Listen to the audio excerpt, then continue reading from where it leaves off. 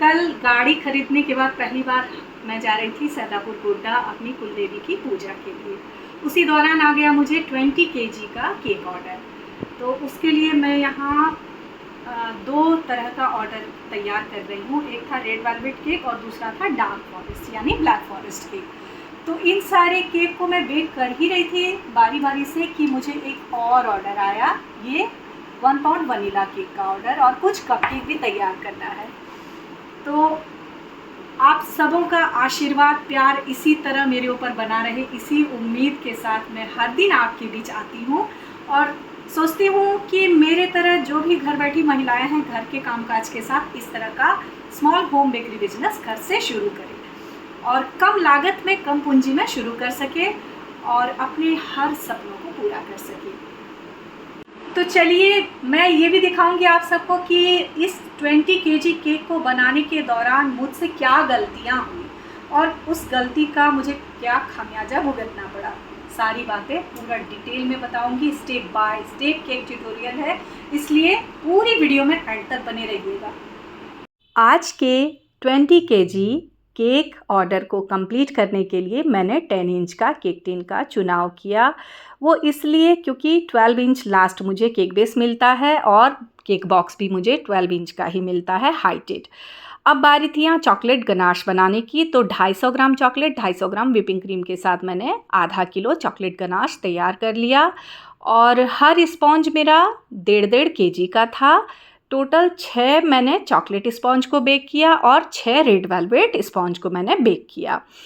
गड़बड़ी क्या हुई मेरे से, अब मैं उसकी बात करती हूँ। मैंने क्या किया, गर्मा गर्म स्पॉन्ज को ही ठंडे पानी के साथ तैयार करना शुरू कर दिया, जैसा मैं इमरजेंसी केक ऑर्डर में करती हूँ।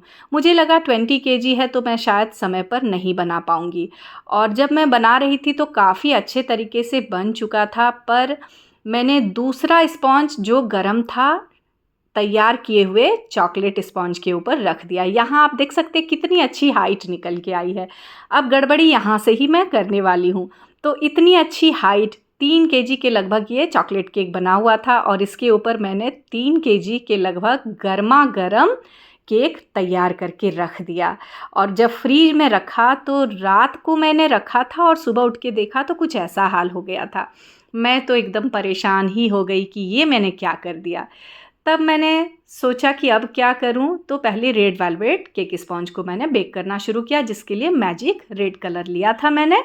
बारी बारी से सारे स्पॉन्ज को मैं बेक करती गई एक के बाद एक कढ़ाई में, और टोटल 2 दिन मुझे समय लग गया क्योंकि एक ही केक टिन में बार बार ठंडा करके मैं बेक कर रही थी और मेरा गैस चूल्हा 2 दिन तक लगातार इसी तरह कंटिन्यू चलता रहा।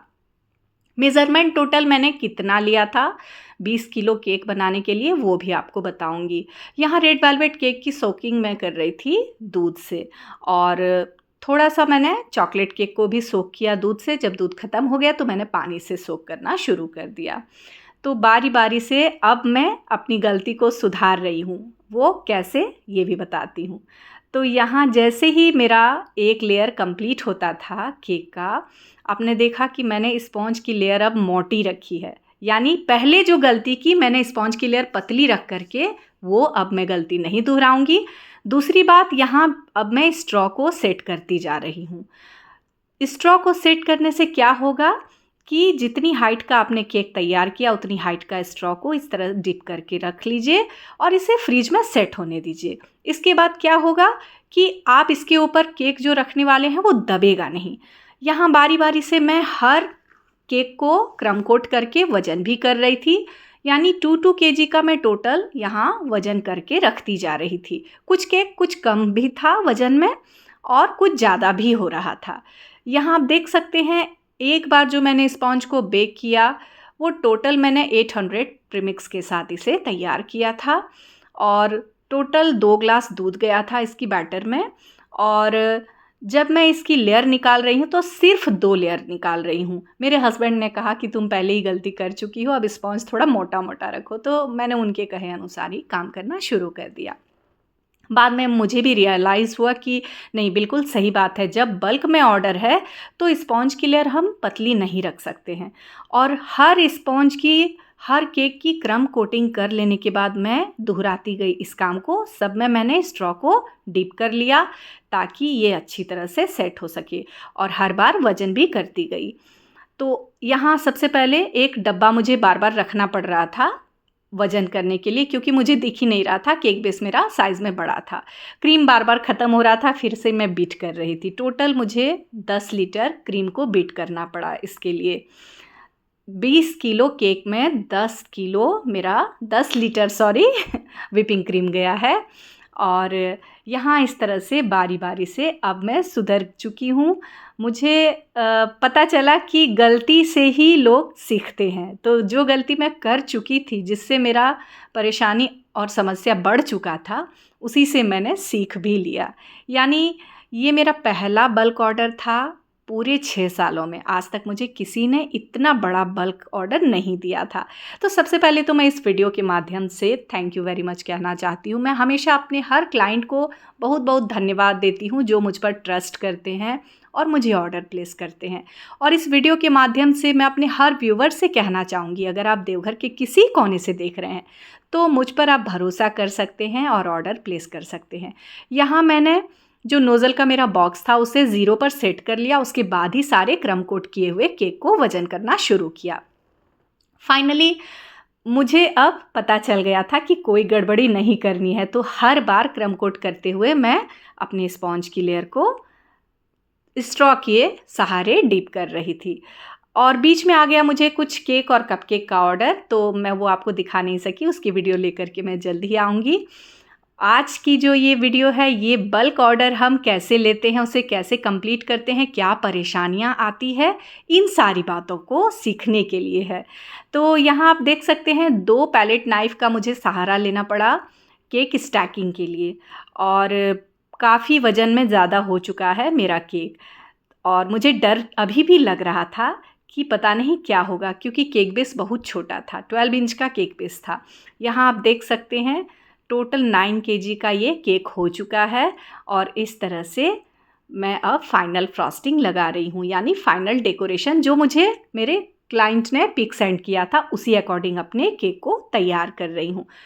मुझे कहा गया था कि रेड वेलवेट केक को वाइट फ्रॉस्टिंग के साथ तैयार करना है, किसी तरह के फॉन्डेंट का यूज़ नहीं करना है। और उसी अकॉर्डिंग मैंने आज की इस केक को तैयार करने की कोशिश की है।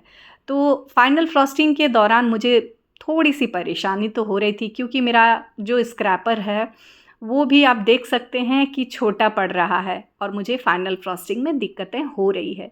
दूसरी बात यह है कि मुझे हैंड प्राइमर ज़बरदस्त वाला है, यानी मेरी परेशानी थोड़ी ज़्यादा है।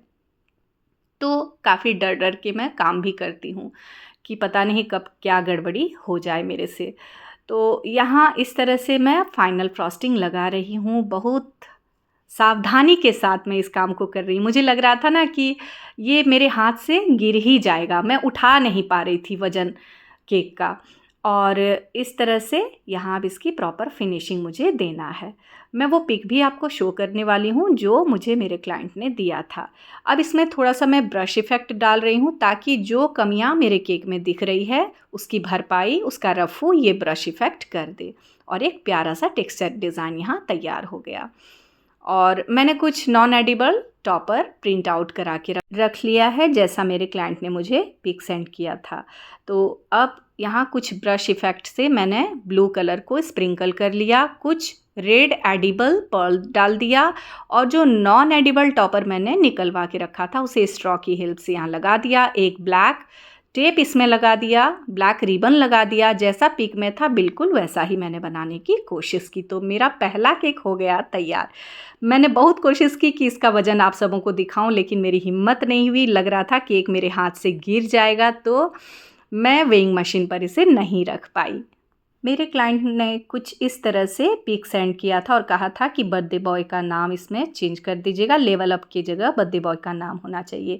तो मैंने बिल्कुल वैसा ही करने की कोशिश की। अब बारी थी दूसरे केक की, तो दूसरे केक को भी फाइनल फ्रॉस्टिंग लगा दिया। कुछ इसी तरह की शेडिंग में मुझे बनाना था। मैं वो भी पिक आपको शेयर करूँगी स्क्रीन पर, जैसा मुझे मेरे क्लाइंट ने दिया था। यहाँ कलर मिस्ट का मैंने ग्रीन पाउडर कलर का यूज़ किया है ग्रास इफ़ेक्ट निकालने के लिए, थोड़ी सी मैंने ग्रीन वाली क्रीम को तैयार कर लिया और इस तरह से किनारों में डाल दिया। मेरा केक बेस छोटा पड़ गया केक के मुकाबले, लेकिन क्या करूं, हम होम बेकर को बहुत सीमित साधनों के साथ काम करना पड़ता है और मैं छोटे से शहर में रहती हूं जहां सारी चीज़ें अवेलेबल नहीं होती है। फिर भी इस जुगाड़ भरे जीवन में किसी तरह अपना काम चल रहा है। अब बारी थी नॉन एडिबल टॉपर की, जो जैसा पिक मुझे सेंड किया गया था उस अकॉर्डिंग मैंने यहाँ सारे पिक को रख दिया और आपको फाइनली वो पिक भी दिखा रही हूँ जो मेरे क्लाइंट ने मुझे शेयर किया था और कहा था बिल्कुल ऐसा ही बनना चाहिए। मुझे मेरे क्लाइंट ने कहा था कि 10-10 किलो का 2 केक होना चाहिए। मैंने बहुत कोशिश की कि 10-10 केजी का बना सकूं, लेकिन थोड़ा बहुत कम लग रहा था मुझे, तो मैंने तीसरे केक को अलग से फ्रॉस्टिंग कर दिया और ये वाला केक थोड़ा सा टेढ़ा हो गया था, तो मैंने इसे रफ़ो कैसे किया वो भी आपको शो करूँगी। यहाँ पर थोड़ी बहुत गड़बड़ी हो गई क्योंकि मुझे इस 20 केजी केक के अलावे और भी 4 केजी डिफरेंट केक का ऑर्डर था। तो इस केक ऑर्डर को कंप्लीट करते हुए मैंने सारे केक को तैयार किया और अब बारी थी इसकी डेकोरेशन की। तो मैंने सोचा क्यों ना अपनी तरफ से थोड़ा सा एक्स्ट्रा एफर्ट लगा दूँ, क्योंकि बल्क ऑर्डर पहली बार मुझे मिला था। तो मैंने अपनी तरफ से ये सारी एक्सेसरीज़ अपने क्लाइंट को दी और जो मेरा नॉर्मल कॉस्ट है केक का उससे बहुत कम मैंने चार्ज भी किया। यहाँ मैंने सोचा क्यों ना मोटू पतलू थीम पर बना दूँ, बच्चों को बहुत ज़्यादा पसंद आता है कार्टून वाला।